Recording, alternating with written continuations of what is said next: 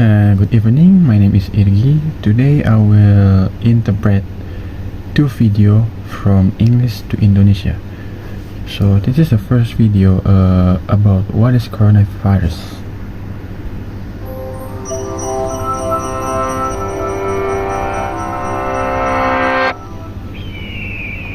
For almost a decade, scientists chased the source of a deadly new virus through China's tallest mountains and most isolated caverns. They finally found it here, in the bats of Shitao Cave. The virus in question was a coronavirus that caused an epidemic of severe acute respiratory syndrome, or SARS, in 2003. Coronaviruses are a group of viruses covered in little protein spikes that look like a crown, or corona in Latin. There are hundreds of known coronaviruses. 7 of them infect humans and can cause disease. Selama hampir 1 dekade, para ilmuwan mengejar sumber virus mematikan yang baru melalui pegunungan tertinggi di Cina dan gua-gua terpencil. Mereka akhirnya menemukannya di sini, di kelelawar Gua Sitau. Virus yang dimaksud adalah coronavirus yang menyebabkan epidemi sindrom pernapasan akut berat atau bahasa lainnya SARS pada tahun 2003. Coronavirus adalah sekelompok virus yang dilapisi oleh tonjolan protein kecil yang terlihat seperti mahkota atau corona dalam bahasa Latin. Ada ratusan coronavirus yang sudah diketahui. 7 diantaranya bisa menginfeksi manusia dan dapat menyebabkan penyakit. The coronavirus SARS-CoV causes SARS, MERS-CoV causes MERS, and SARS-CoV-2 causes the disease COVID-19. Of the 7 human coronaviruses, 4 cause colds, mild, highly contagious infections of the nose and throat. 2 infect the lungs and cause much more severe illnesses. The 7th, which causes COVID-19, has features of each. It spreads easily, but can severely impact the lungs. When an infected person coughs, droplets containing the virus spray out. The virus can infect a new person when the droplets enter their nose or mouth. Virus corona SARS-CoV penyebab SARS, MERS-CoV penyebab MERS, dan SARS-CoV-2 penyebab penyakit COVID-19. Dari 7 jenis virus corona yang ada pada manusia, 4 diantaranya menyebabkan flu, infeksi ringan yang sangat menular di hidung dan tenggorokan. 2 virus lainnya menginfeksi paru-paru dan menyebabkan penyakit yang jauh lebih parah. Yang ketujuh, yang menyebabkan COVID-19 memiliki ciri-ciri keduanya. Menyebar dengan mudah, tetapi bisa sangat mempengaruhi paru-paru. Ketika seseorang yang terinfeksi batuk, percikan yang mengandung virus keluar. Virus ini bisa menginfeksi orang baru ketika percikan itu masuk ke hidung atau mulut mereka. Coronaviruses transmit best in enclosed spaces where people are close together. Cold weather keeps their delicate casing from drying out, enabling the virus to survive for longer between hosts, while UV exposure from sunlight may damage it. These seasonal variations matter more for established viruses, but because no one is yet immune to a new virus, it has so many potential hosts that it doesn't need ideal conditions to spread. Virus corona lebih mudah menular di tempat tertutup, di mana orang-orang berkumpul dekat satu sama lain. Cuaca dingin menjaga lapisan virus yang lembut agar tidak cepat mengering, sehingga virus bisa bertahan lebih lama di antara inang, sementara paparan UV dan dari sinar matahari bisa merusaknya. Variasi musiman ini lebih penting untuk virus yang sudah lama ada. Namun karena tidak ada yang kebal terhadap virus baru, dia punya banyak kemungkinan inang, sehingga tidak butuh kondisi ideal untuk menyebar. In the body, the protein spikes embed in the host cells and fuse with them, enabling the virus to hijack the host cell's machinery to replicate its own genes. Coronaviruses store their genes on RNA. All viruses are either RNA viruses or DNA viruses. RNA viruses tend to be smaller, with fewer genes, meaning they infect many hosts and replicate quickly in those hosts. In general, RNA viruses don't have a proofreading mechanism, whereas DNA viruses do. So when an RNA virus replicates, it's much more likely to have mistakes called mutations. Many of these mutations are useless or even harmful, but some virus corona menyimpan gen-gennya dalam RNA. Semua virus adalah virus RNA atau virus DNA. Virus RNA cenderung lebih kecil dengan gen yang lebih sedikit. Artinya mereka menginfeksi banyak inang dan bereplikasi dengan cepat di dalam inang tersebut. Secara umum, virus RNA tidak memiliki mekanisme pemeriksaan, sedangkan virus DNA memilikinya. Jadi, ketika virus RNA bereplikasi, kemungkinan besar akan terjadi kesalahan yang disebut mutasi. Banyak dari mutasi ini tidak berguna atau bahkan berbahaya. make the virus better suited for certain environments, like a new host species. Epidemics often occur when a virus jumps from animals to humans.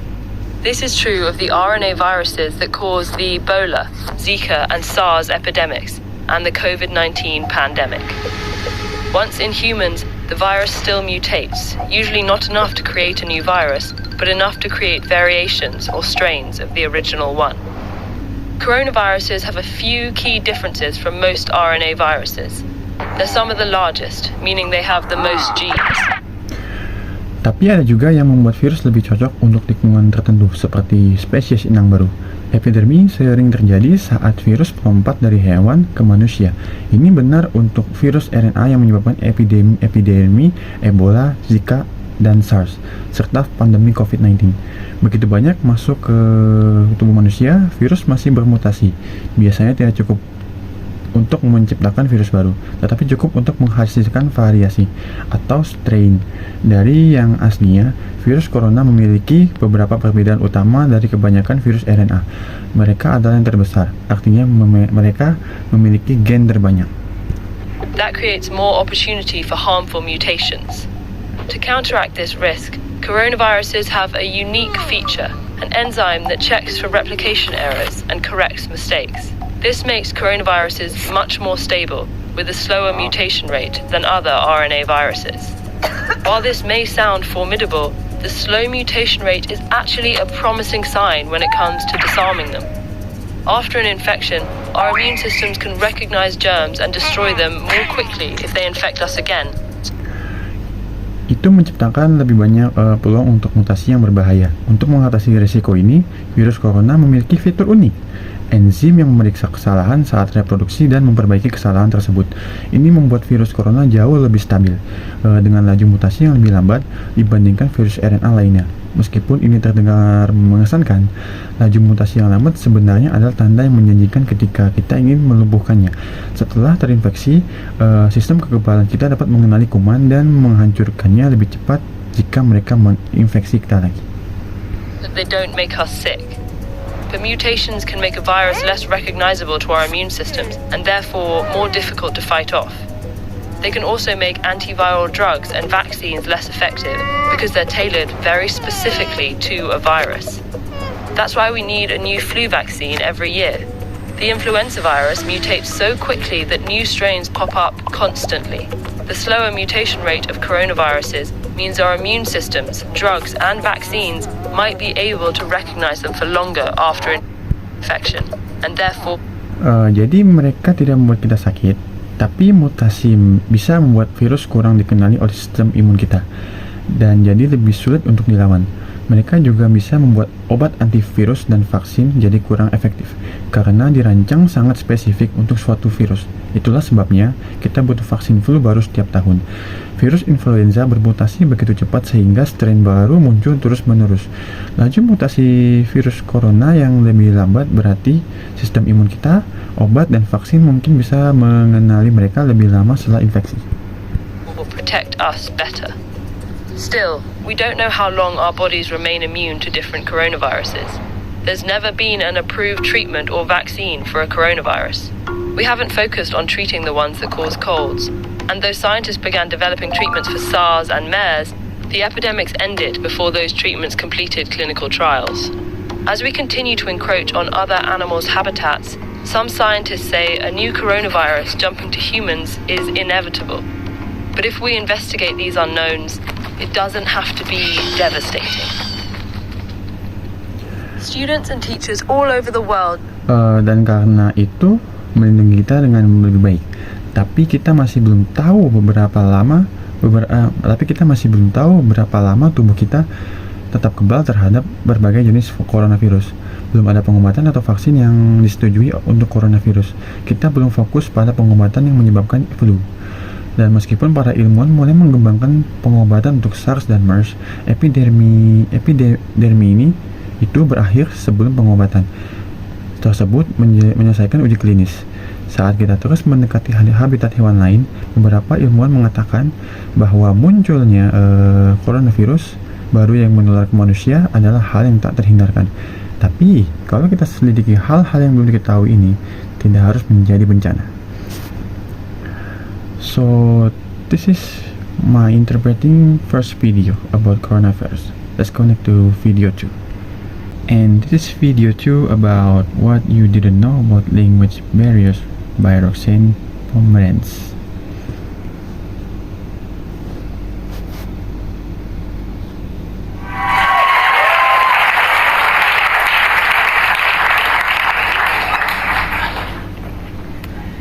How many of you can speak more than one language?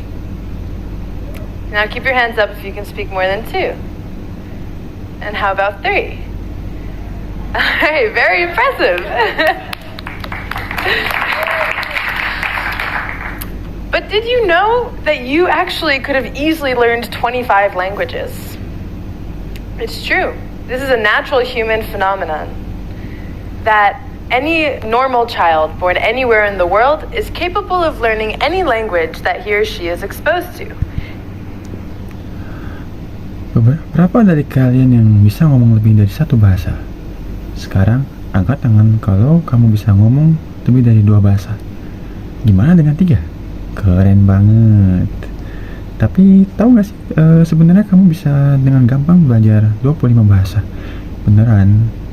Ini adalah fenomena alami manusia, di mana anak normal yang lahir dimanapun di dunia bisa belajar apapun yang bisa dia kenal. And did you know that the languages that your child is exposed to before the age of 7, which is also known as the critical age period, are the only languages that he or she will be exposed to later in life? Leonard Bloomfield said, "The acquisition of a language is doubtless the greatest intellectual feat that any one of us is ever required to perform." So I asked myself and some others in the overseas student program here, why do we learn languages? At first, we all learn language because we have to. As humans, we're designed to learn language just like we're designed to walk. There's simply no preventing it. Dan tahu nggak, bahasa-bahasa yang dikenalin ke anak kamu sebelum umur 7 tahun yang juga dikenal sebagai periode usia kritis adalah satu-satunya bahasa yang akan dia hadapi nanti dalam hidupnya. Leonard Bloomfield bilang bahwa menguasai bahasa tanpa ragu adalah pencapaian intelektual terbesar yang pernah harus dilakukan oleh siapapun dari kita.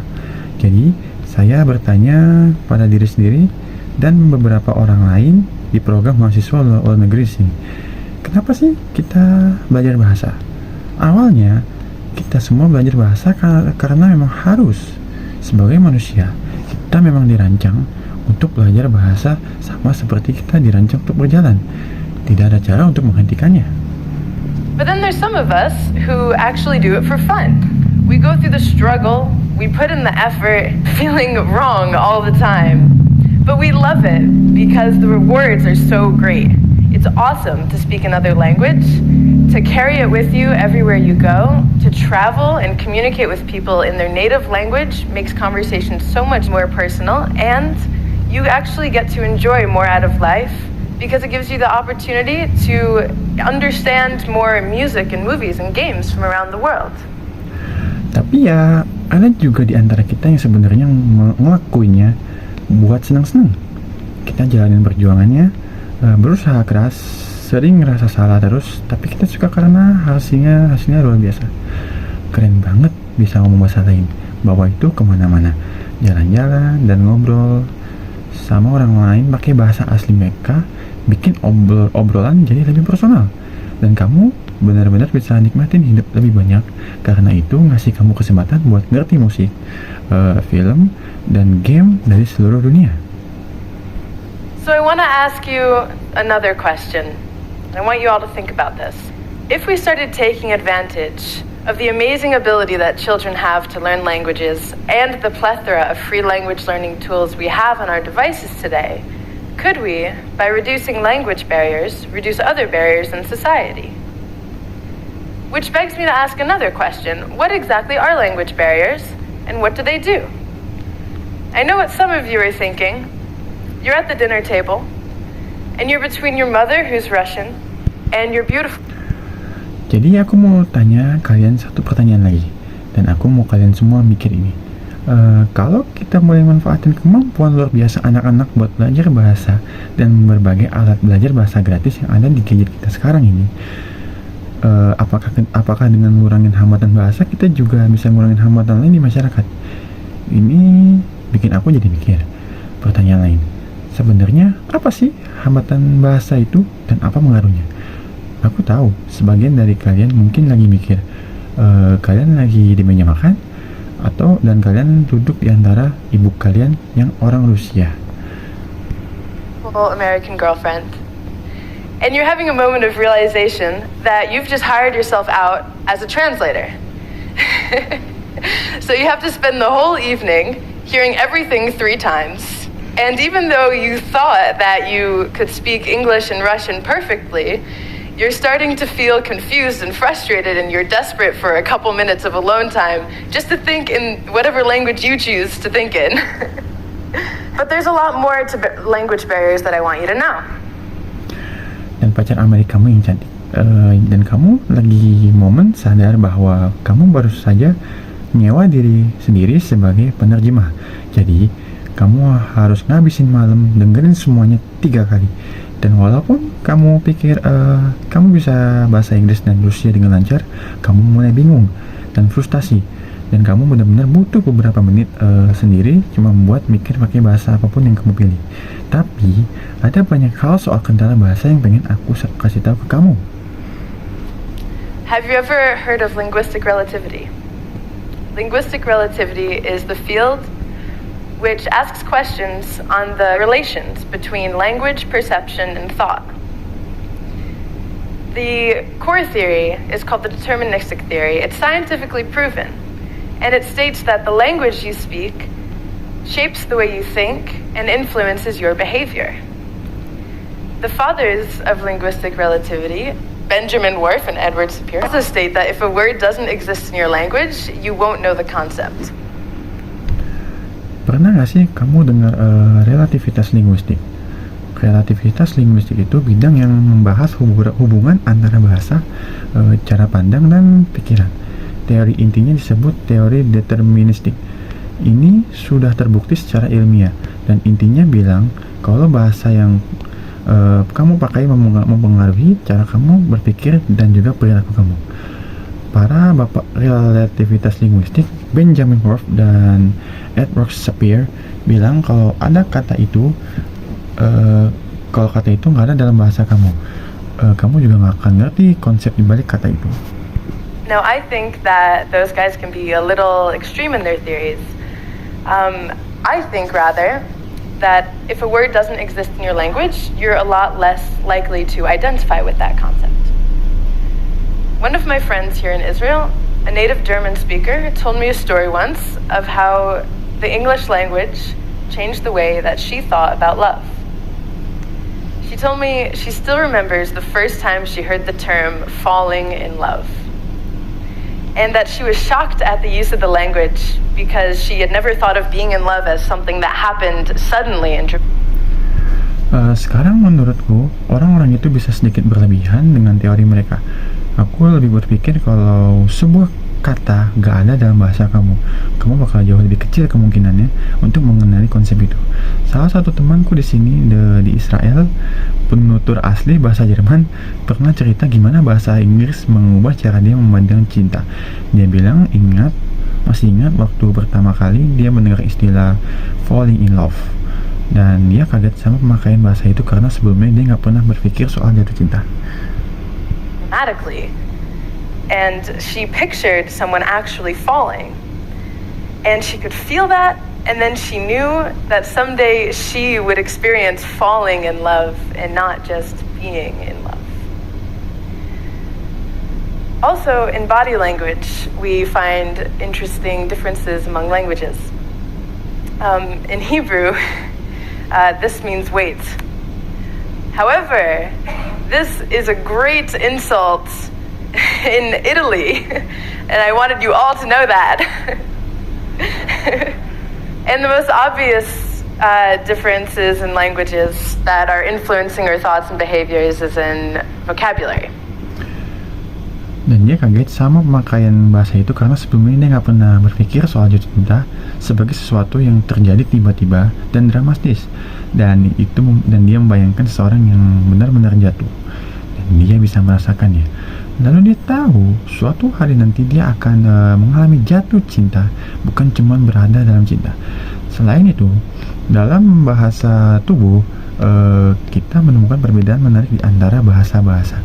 Dalam bahasa Ibrani ini berarti menunggu, namun ini adalah penghinaan besar di Italia. Dan saya ingin kalian tahu bagaimana,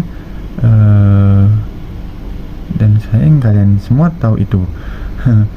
Dan perbedaan paling jelas dalam bahasa yang mempengaruhi cara kita berpikir dan berperilaku ada pada kosakata. One scientific experiment in linguistic relativity showed how gender association impacts people's perception. This study used the word key, which is in German a masculine word, and in Spanish it's feminine.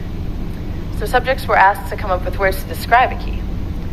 And the German speakers used words such as heavy, durable, strong, useful, metal.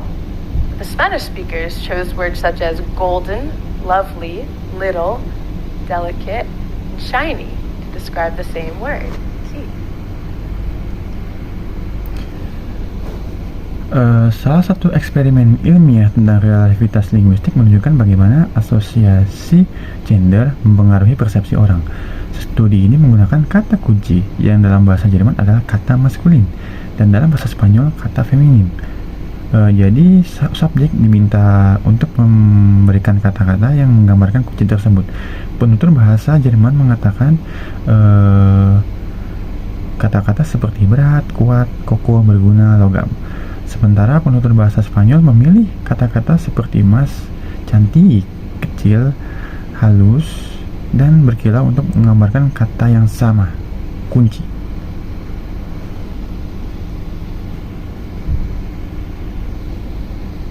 Another interesting difference we find among languages is in the perception of correctness. I read in a study by John Myhill at University of Haifa that correctness in present-day English and most European languages is based on prestige. So the development of these languages has actually followed the trends of its most elite speakers. But other languages perceive correctness in a much different way. Languages such as Arabic and Hebrew and Icelandic are based on textual references.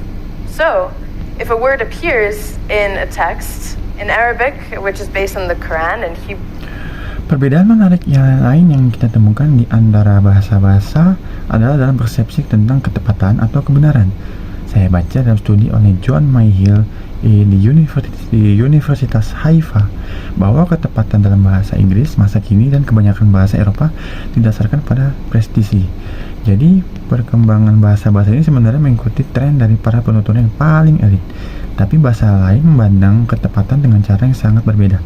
Bahasa-bahasa seperti Arab, Ibrani, dan Islandia didasarkan pada referensi teks. Jadi, kalau sebuah kata muncul dalam teks di bahasa Arab yang berdasarkan Al-Quran, is based on the Torah and Mishnah, if a word or grammar appears in these texts, it's correct, and if it doesn't, it's not correct. For these languages, there's no connection between correction and prestige. And there are many, many words in languages that don't appear anywhere else, such as stam in Hebrew, which can be translated into English as just kidding, but not really. It's a unique word to let someone know that you're not being serious. And halomot paz is how you say sweet dreams in Hebrew, but it actually translates directly as... dalam bahasa Ibrani didasarkan pada misneh Torah. Kalau ada kata atau tata bahasa yang muncul di teks ini berarti benar, dan kalau tidak berarti salah.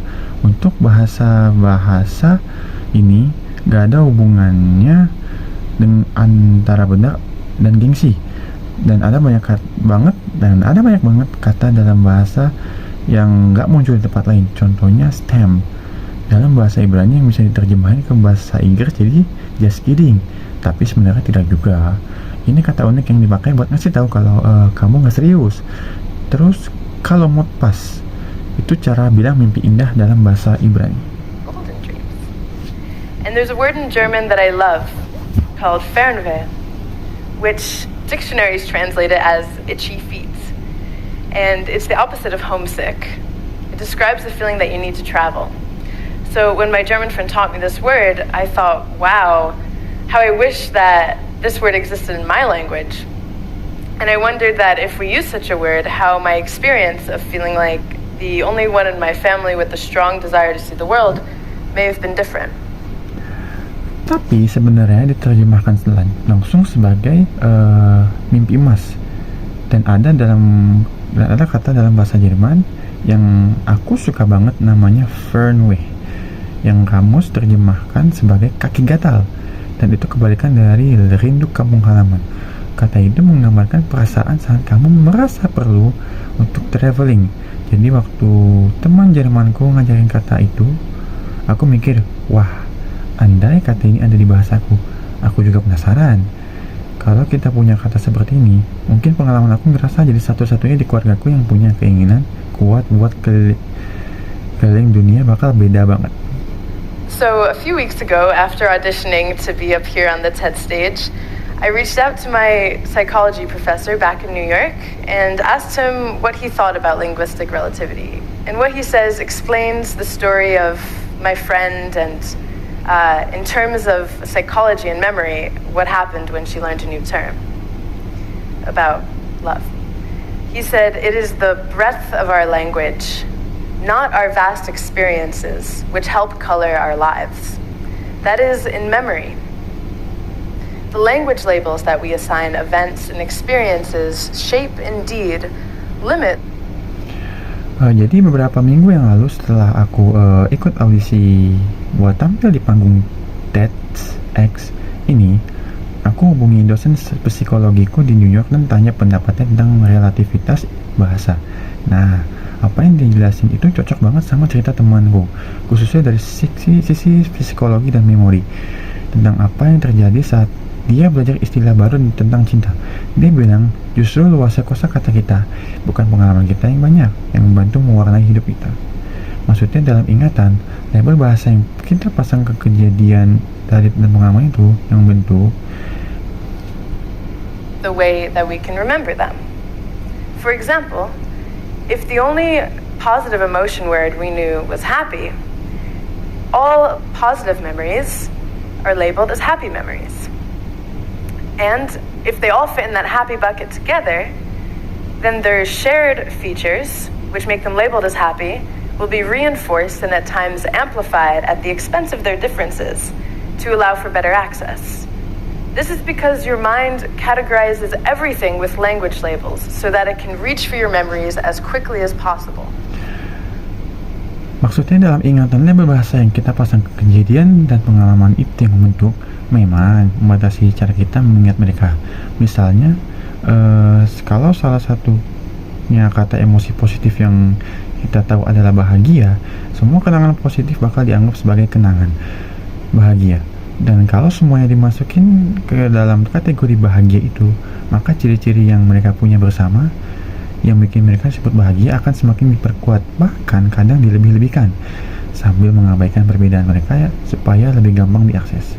Soalnya, pikiran kita mengkategorikan segala sesuatu dengan label bahasa supaya bisa mencari kenangan kita secepat mungkin. And everything that you say and do, every decision you make, every conversation that you have is just a consequence of some memories, right? So in other words, your ability overall to access your memories is actually directly related to your breadth and knowledge of vocabulary. Because our languages are constantly changing, language barriers are just growing bigger and bigger. Dan segala sesuatu yang kamu katakan itu, kamu katakan dan lakukan, setiap keputusan yang kamu buat, setiap percakapan yang kamu jalani, semua itu hanyalah akibat dari beberapa ingatan, bukan? Jadi, dengan kata lain, kemampuanmu secara keseluruhan untuk mengakses ingatanmu sebenarnya berhubungan langsung dengan sejauh mana dan pengetahuanmu tentang kosakata. Karena bahasa kita terus berubah, batasan bahasa justru makin menambah besar. Jadi, gimana menurut kalian semua? So, what do you think, everyone? If we started taking advantage of children's amazing ability to learn languages and the plethora of free tools that we have to learn languages today, could we, by reducing language barriers, reduce other barriers in society?